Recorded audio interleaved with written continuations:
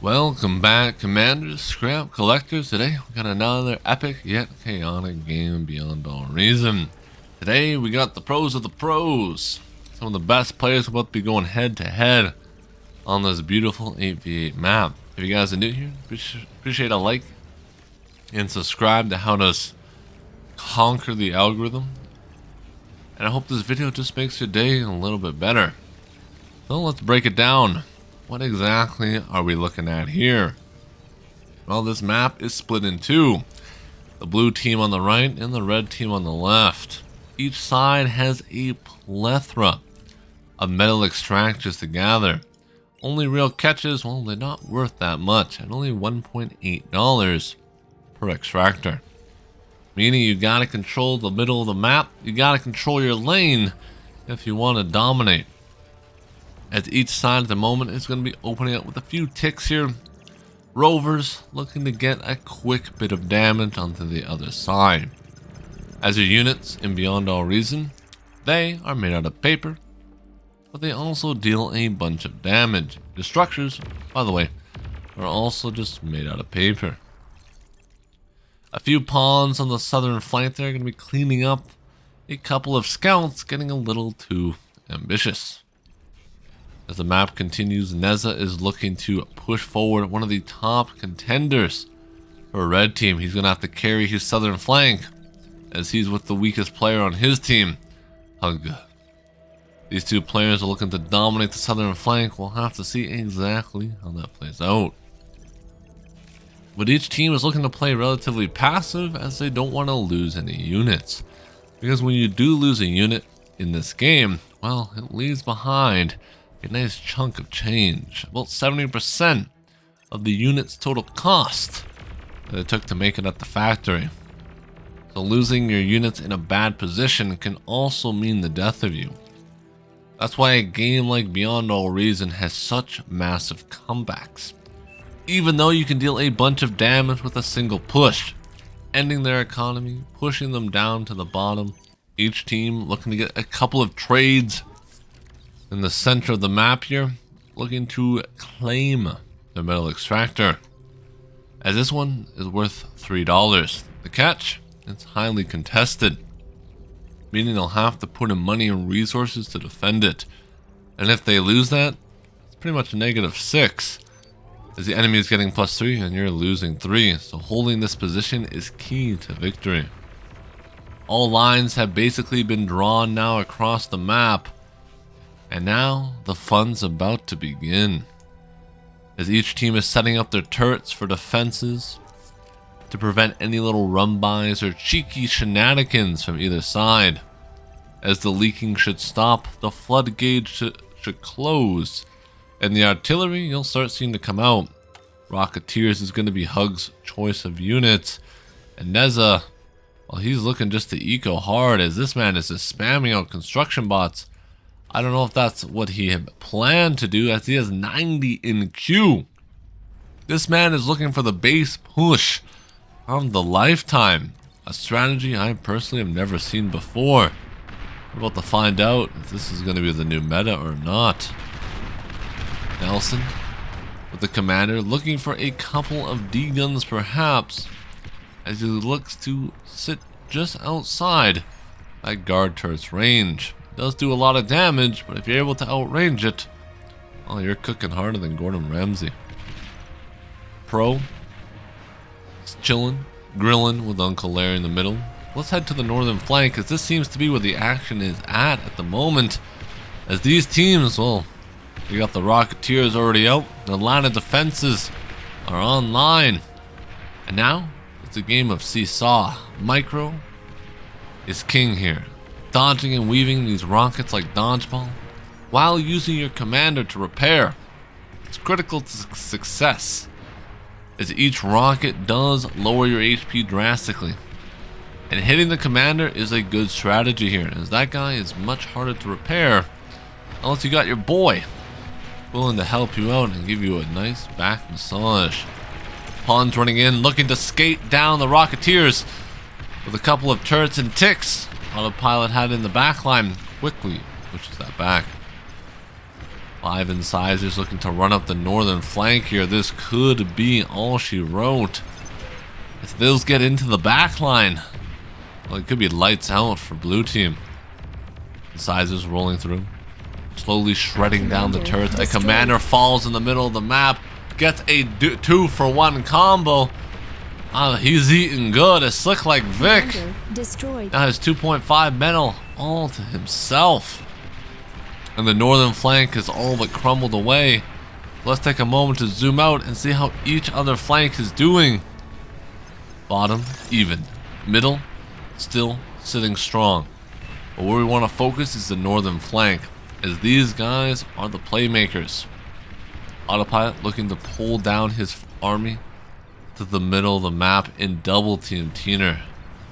He is not looking for a good time, as the Rocketeers up on the hill firing down is this man's worst nightmare. As this continues to develop, blue team will be forced back into the shell like a turtle, and force the turtle up and hope to God that one of their teammates locks it in on the other side of the map. As the commander falls, the fireworks show is beautiful on the northern flank if you're a red team enjoyer. But this is looking terrifying, as this massive line of red tier 1 units is looking to break through. But there is hope. There is a glimmer of light at the end of the tunnel, because as we zoom out, we can clearly see that the southern flank is still holding strong, and there is a potential comeback in the southern flank. We'll be focusing most of our attention to the northern side, as blue has to hold. They need to stop the bleeding before they bleed out, and all that remains is a corpse. This looks like Vic pushing up into the hill. Always pushing into the high ground is a dangerous game. He doesn't know what's up here. He has no vision, unlike we do. We have perfect vision, so we can clearly see there's nothing to worry about. Just a laser turret and a couple of units, but he doesn't know that. He doesn't know how many defenses are waiting for him. He doesn't know if there's a sneaky army up top waiting for him to overextend and then pounce on him and turn the game in a 180. That's why we see these players respecting so much. They understand they don't have to end the game right now. They don't have to push for the victory. All they have to do is slowly starve them. Prevent them from getting these metal extractors. Prevent them from expanding and reclaiming their territory. While they take minimum losses, this is a perfect show for red team. As each unit pushes in, the rockets fire away, and it's just sad to see as blue team is slowly slipping away. Their hope, their light, is just gone in the north side. Let's take a moment to look out at the middle of the map. This is where blue team is locked in. This is where they're loaded to the brim. As a man that I can't even pronounce his name, looks like he just smashed his head on the keyboard, has tier 2 online with his boy, and they are looking to make a difference. They are looking to make blue team great again. As Pro here looking for a commander trade with kindling, a handshake on that. But this should be in favor of blue, as the middle is holding strong for them, and their tier 2 advantage will only net them better trades over time. Using the Salamander as the frontline kind of beefer, looking to soak in the attacks from the Lashers. While in the backline, the Quakers fire away, shredding them down. This could be devastating for red team, as they are winning the north side very hard. The middle is starting to slip through their fingers, and all blue really needs one flank to crumble, one big mistake from red, and they're back in this game.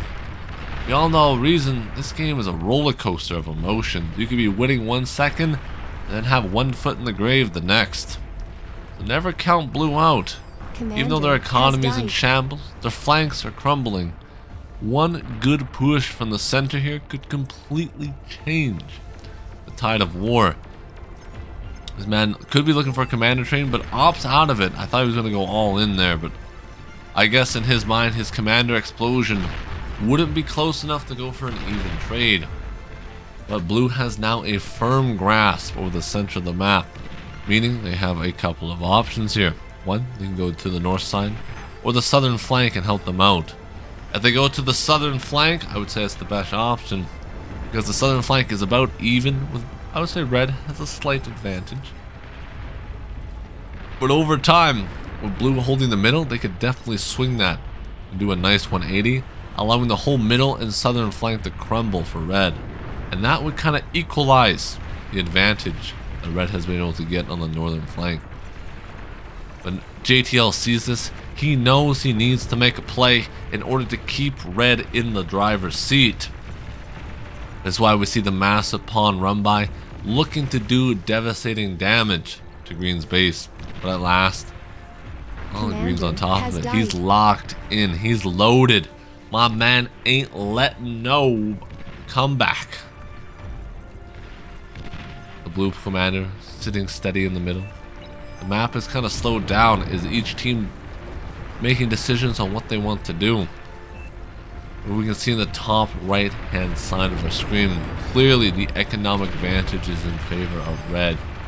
Let's head back to the northern flank as we see Slick Like Vic building his tier 2 bot lab, looking to go aggressive on the front line, tired of his tier 1 slop army, looking to upgrade to that premium tier 2.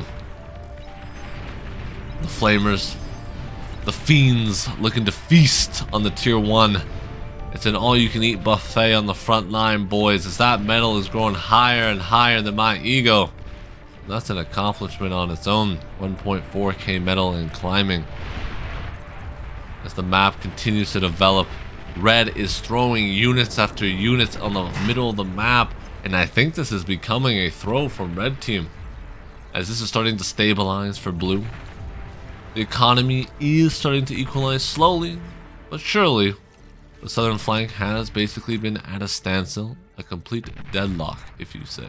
Tier 2 now online for red. This could mean a disaster for blue. As with tier 2 online, it means the advantage blue had has disappeared into the shadow realm. For the center of the map, everything is starting to stabilize for red. As the map continues to develop, red has stabilized.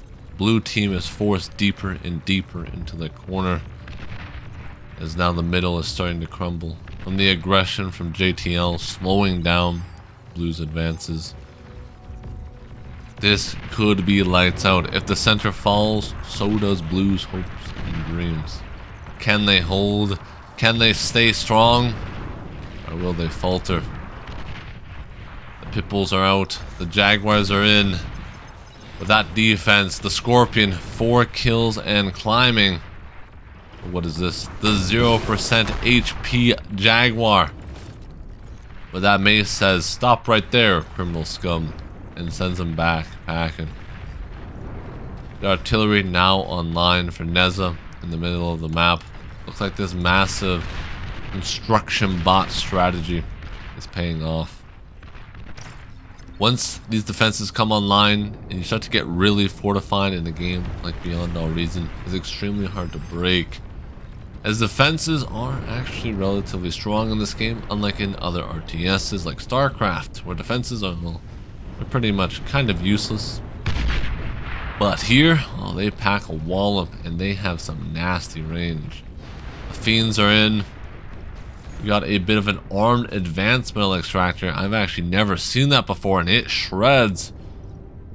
Absolutely denying that push. But the Fiends are in, looking to smelt the base down into scrap metal. It's getting hot in here, boys. I might have to take off my clothes.